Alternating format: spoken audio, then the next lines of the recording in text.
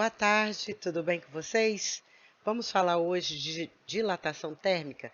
Nós vamos dar a parte teórica e o próximo vídeo vai ser da parte resolvendo exercícios, explicando a teoria, dando ênfase a cada detalhe, ok? Bom, nós vamos falar de dilatação térmica primeiro dos sólidos e depois dos líquidos. Mas aonde que a gente pode ver essa dilatação térmica? No nosso dia a dia, a gente pode ver, se vocês observarem uma ponte, sempre vão ter essas fendas aqui, que é justamente para suportar essa dilatação. Na hora que dilata, a ponte não vai... se não tiver espaço, o que vai acontecer? Dilatando, vai pressionar e vai ter rachaduras. Os trilhos na estrada de ferro, também eles são montados, né? Para ter essa dilatação, esse espaçozinho aqui para que o material tenha espaço para que o material dilate. O banheiro, se vocês observarem, as pastilhas, né, lá do banheiro, todas elas têm um rejunte ali no meio, dando espaço também para que o azulejo dilate à medida quando for aquecido, numa temperatura elevada. Se não tiver esse espaço, o que vai acontecer? Na hora que aumentar a temperatura ambiente, o azulejo ele vai arrebitar, né? Um outro exemplo que a gente tem no nosso dia a dia é o próprio termômetro, que nós temos aqui o mercúrio, e quando a gente mede aqui a febre da pessoa e faz com que ele suba, né? Ou seja, o fluido que está ali dentro, o líquido que está ali dentro, o mercúrio, ele vai expandir com a temperatura, com o aumento da temperatura. Ele vai ter uma dilatação térmica. Então, aqui são exemplos, dois exemplos de dilatação de sólidos, e aqui nós temos um exemplo de dilatação de um líquido. Bom, vamos começar a falar da dilatação linear dos sólidos. Nós vamos tratar da linear, que é, por exemplo, se eu colocar aqui essa vareta que tem um furinho aqui, se eu colocar água, vapor de água passando aqui, a temperatura vai fazer, na hora que expandir, fluir em todo o meu caninho aqui, o que vai acontecer? Vai fazer com que ela dilate, com que aumente o tamanho. No caso, é praticamente imperceptível a olho nu esse aumento, mas a gente tem como a gente fazer experimentalmente, né? Esse experimento, onde tem um sensorzinho aqui que é um pouquinho que ele varia o comprimento, ele já vai detectar e a gente vai saber quanto que foi dilatado esse material. Agora, nós temos também dilatação superficial e dilatação volumétrica dos sólidos, que a gente vai ver nas próximos slides. O que eu posso falar aqui? Olha, ao ser aquecido, cada unidade de comprimento deve sofrer a mesma dilatação por unidade de variação de temperatura. No caso, a gente já está pensando que todo o nosso material já esteja fluindo ar quente aqui dentro, o vapor de água aqui dentro, de tal maneira que cada pedacinho vai sofrer a mesma dilatação. E como que é dada essa variação do comprimento? Como que a gente pode medir isso? A variação do comprimento é dada pelo comprimento inicial da barra, a temperatura inicial, vezes o coeficiente de dilatação linear, que é esse alfa aqui, que para cada material a gente tem um valor, vezes a variação de temperatura final menos a temperatura inicial. Sendo que ΔL é o L final, comprimento final, menos o comprimento inicial. Jogando aqui na primeira equação, o que a gente obtém? Que o L final vai ser o L0, abre parênteses, 1 mais alfa delta teta, fecha parênteses. Então, aqui vai me dar o valor final do comprimento desse objeto, já acrescido esse ΔL. Então, observe aqui, olha, nós temos aqui o comprimento inicial a uma temperatura θ0 inicial e um comprimento final L a uma temperatura final θ, onde esse aumento aqui é o que nós estamos chamando de ΔL. Alguns coeficientes aqui, olha. Qual é a unidade desse coeficiente de dilatação linear? Se você olhar aqui, olha, ΔL divide por L0, divide por ΔT. Então, a unidade medida de ΔL é a mesma de L0. Então, cancela as unidades medidas, vai ficar só 1 sobre a unidade de temperatura, que vai ser a unidade desse coeficiente de dilatação linear. Por isso que aqui na nossa tabela, a gente tem aqui, ó, alfa em graus Celsius a menos 1, tá certo? Então, nós temos aqui, olha, o zinco, 26 vezes 10 a menos 6. O alumínio, 24 vezes 10 a menos 6. O latão, 20 vezes 10 a menos 6. A prata, 19 vezes 10 a menos 6. E por aí vai, tá certo? O vidro, 4 vezes 10 a menos 6. Dilata menos, tem um coeficiente de dilatação bem menor do que os metais, tá vendo? A porcelana, 3 vezes 10 a menos 6. E se vocês olharem aqui essa expressão aqui, isso aqui é uma equação linear. Então, nós temos aqui um gráfico onde nós temos o comprimento final, o L, o eixo dos L's aqui. Aí nós temos o comprimento final e o comprimento inicial. E aqui na horizontal nós temos a temperatura. À medida que você for fazendo essas medidas, você vai poder ir plotando um gráfico, tá certo? Para cada temperatura você vai ter um L final diferente. Com isso, o que você pode obter? Se você olhar aqui, já que é uma reta, o coeficiente angular dessa reta, que é a tangente desse ângulo, quem é a tangente desse ângulo φ? É o cateto oposto, que é o ΔL, L final menos o L inicial, dividido pelo cateto adjacente, que é a temperatura final menos a temperatura inicial. Então, o ΔL sobre o Δθ é a tangente do ângulo, que é igual a L0 vezes alfa. Se você dividir por L0, esse valor que vocês encontraram, vocês vão encontrar o valor de alfa para cada material utilizado, tá certo? Então, nós podemos observar que o gráfico é um segmento de reta oblíqua, função de primeiro grau, que não passa pela origem, já que o L0 é diferente de zero. Agora, dilatação superficial dos sólidos. Nós vamos fazer aqui uma dedução, onde nós vamos considerar um quadrado, tá certo? L0 e L0. Mas o resultado que nós iremos encontrar vale para qualquer superfície, tá certo? Não necessariamente um quadrado. Então, a gente já sabe que o L é igual a L0, 1 mais alfa Δθ. Seria a nossa dilatação linear. Só que aqui, como nós temos uma superfície, nós temos dilatação tanto no eixo vertical quanto no eixo horizontal. Nós estamos desprezando a espessura. A espessura vai entrar quando nós estudarmos aqui na frente a dilatação volumétrica, ok? Então, nós temos aqui L igual a L0, 1 mais alfa Δθ. Nós temos que L ao quadrado é igual a L0 ao quadrado mais 1 vezes 1 mais alfa Δθ ao quadrado. Bom, L ao quadrado é quem? É a área final. L0 ao quadrado é a área inicial.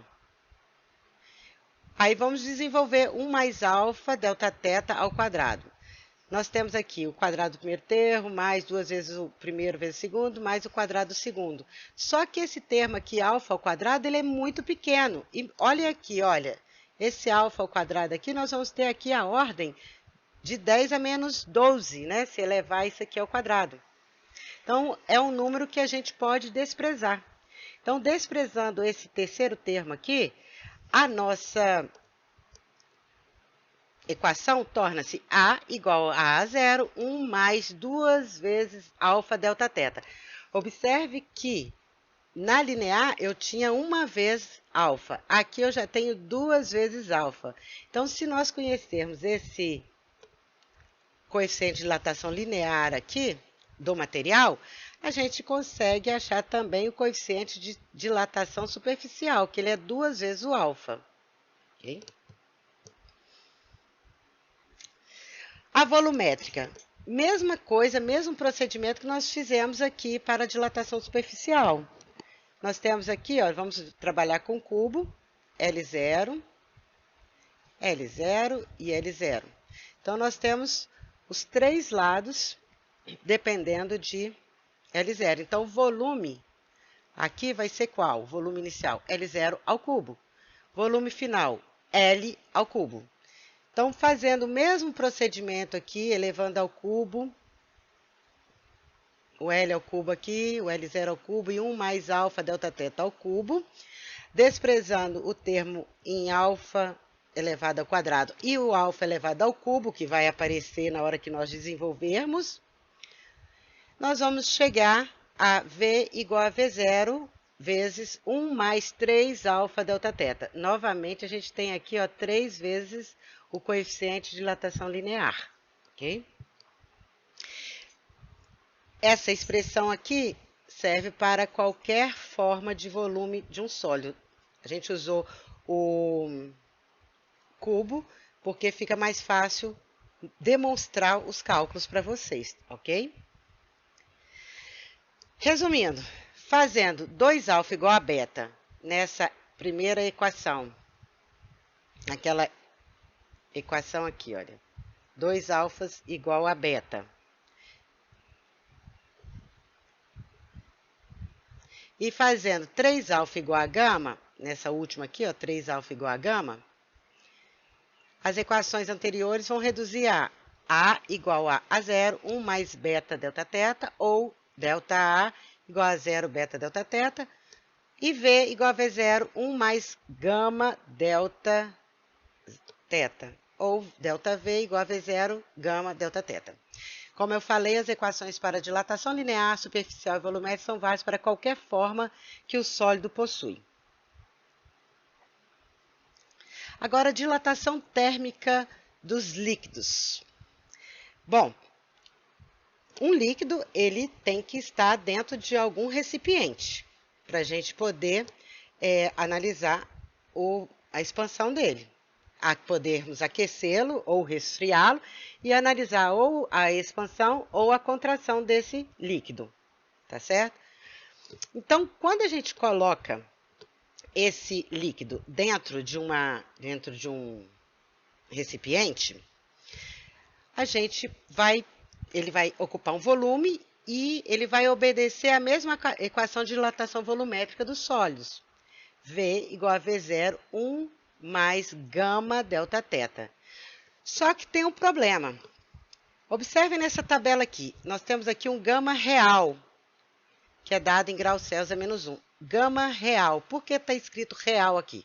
Olha, do álcool é 11 vezes 10 a -4, do éter 16,6 vezes 10 a -4, da água 1,3 vezes 10 a -4, tem esse asterisco aqui, porque é por volta de 20 graus Celsius. Bom, observe o seguinte, para eu aquecer aquele fluido ali dentro, nós vamos ter que aquecer também o recipiente que contém esse fluido, esse líquido. Esse fluido na forma de líquido, né? Porque um fluido pode ser também gases. Então, é tudo que flui. Então, é um líquido. Então, esse líquido vai estar dentro do recipiente. Eu vou aquecer tanto o líquido quanto o recipiente. Então, à medida que esse fluido esse líquido, esse recipiente vai aumentando, vai recebendo calor, vai aumentando a temperatura, ele também vai dilatar. Então, o líquido ele vai dilatar, mas vai estar dilatando dentro de um recipiente que também está dilatando. Então, eu vou ter um gama aparente ali, não vou ter o gama real. Esse aqui é o valor real, só do líquido, tá certo? Ou seja, vamos observar aqui, olha, nós temos aqui esse líquido aqui dentro. Ele está aqui marcando 10 decímetros cúbicos, numa temperatura θ 0. Aumentou a temperatura, esse líquido passou de 10 para 11. Será que esse 1 decímetro cúbico é a dilatação real desse fluido? Não vai ser. Por que não? Porque o recipiente também, o frasco também dilatou. Então, como resolver isso? Ou seja, a dilatação real do líquido corresponde à variação da capacidade do frasco mais o volume do líquido extravasado. Então, a variação real do líquido vai ser igual à variação do volume do frasco mais a variação do volume aparente. Entretanto, ΔV é igual a V0 gama delta θ. Como no início o volume real do líquido é igual ao aparente, porque aqui, olha, no início, o volume real, nessa temperatura θ0 aqui, o volume real do líquido é igual ao volume do recipiente. É igual, no caso, ao do aparente. E ainda, igual à capacidade do frasco, como eu falei, do recipiente. Nós temos, então, que V0, gama real, pegando aqui, ó, essa mesma equação aqui, substituindo pela expressão dela. V0, gama real, delta θ, igual a V0, gama do frasco ou do recipiente, delta θ, mais V0, gama aparente, vezes delta θ. Daí a gente tem a relação que o coeficiente de dilatação real do fluido vai ser igual ao coeficiente de dilatação do frasco, do recipiente, mais o coeficiente de dilatação aparente. Então, o coeficiente de dilatação real do líquido é igual à soma do seu coeficiente de dilatação aparente com o coeficiente de dilatação do frasco que o contém. Agora, o que vai ocorrer com a densidade desse líquido ali dentro desse recipiente? Ó, a gente já sabe que densidade ou massa específica, densidade absoluta ou massa específica, é igual a massa sobre o volume. Com a variação da temperatura, a massa da substância ela não vai mudar, ela vai permanecer a mesma. Mas o volume vai aumentar. Então, quer dizer que a densidade vai diminuir. Eu vou ter a mesma massa num volume maior. Então, a nova densidade aqui, depois de aumentada a temperatura, a nova densidade vai ser a massa sobre o volume, o novo volume. Ou seja, a massa é igual a μ0, densidade, vezes V0, volume. Aqui eu tenho que a massa é igual a μ vezes o volume. O que nós vamos fazer agora? Já que a massa é igual para os dois, nós vamos igualar μ0, V0, igual a μ vezes V. Então, quando a gente faz essa igualdade e substitui nessa equação V igual a V0 vezes 1 mais gama delta θ, a gente vai obter μ0, V0, igual a μ V0, vezes 1 mais gama delta θ. Ou seja, a gente chega à expressão para a nova densidade, que vai ser a densidade anterior, que ele tinha a temperatura inicial, dividido por 1 mais gama delta θ.